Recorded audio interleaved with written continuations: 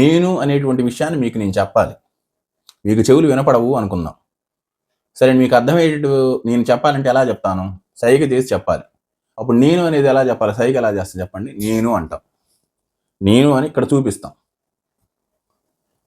అంతేగాని ఇక్కడ చూపించము, ఇక్కడ చూపించము, ఇక్కడ చూపించం. ఇక్కడికి చెయ్యి ఎందుకు పోతుంది తెలుసా? ఇక్కడికి ఎందుకు పోతుంది చెయ్యి అంటే, ఈశ్వర సర్వభూతానాం హృద్దేశార్జున తిష్టతి రామయన్ సర్వభూతాని యంత్రారూఢాని మాయ అని చెప్పేసి భగవద్గీతలో శ్రీకృష్ణ పరమాత్మ చెప్పడం జరిగింది. ఈశ్వర సర్వభూతానాం, ఈశ్వరుడు సర్వభూతముల యొక్క హృదయముల్లో హృద్దేశార్జున తిష్టతి, హృదయంలో కూర్చుని ఉన్నాడు.